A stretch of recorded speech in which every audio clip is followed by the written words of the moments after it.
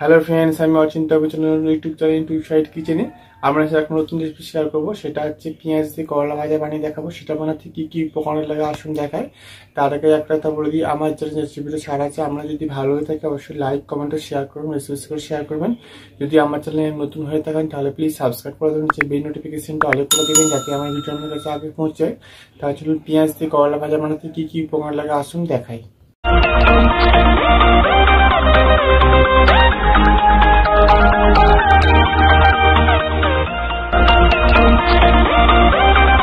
চলুন তাহলে পেঁয়াজ দিয়ে করলা ভাজা রেসিপিটা বানাতে কি কি উপকরণ লাগে আসুন দেখিয়ে দিই।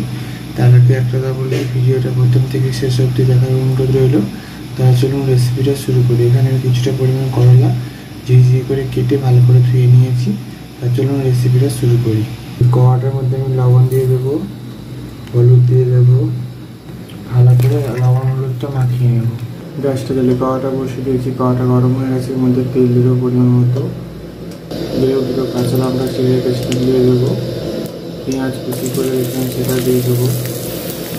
কাঁচা লঙ্কা পেঁয়াজটা আমি হালকা হালকা ভেজে নেব। পেঁয়াজটা লঙ্কাটা হালকা ভেজে নিচ্ছি। এবার যে করলা হলুদ মাখিয়ে রেখেছিলাম সেটা আমি দিয়ে দেবো। এবার করলা পেঁয়াজ কাঁচা লঙ্কা একসাথে নেড়ে করে ভাজতে থাকবো। দেখুন আমি নাড়তে অনেক সময় হালকা ভাজা হয়ে গেছে। এবার যখন আলু কিছুটা দিয়েছি তারপরে নাড়া হবে। দেখুন আমার পেঁয়াজ দিয়ে করলা ভাজা রেসিপিটা হয়ে গেছে। দেখুন আমার পেঁয়াজ দিয়ে করলা ভাজা রেসিপিটা রেডি হয়ে গেছে।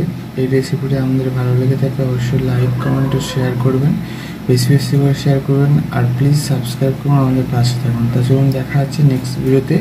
এরকম নিত্য নতুন ভিডিও পাওয়ার জন্য আমাদের চ্যানেলটাকে অবশ্যই সাবস্ক্রাইব করুন, আমাদের পাশে থাকুন। তা চলুন দেখা হচ্ছে নেক্সট ভিডিওতে।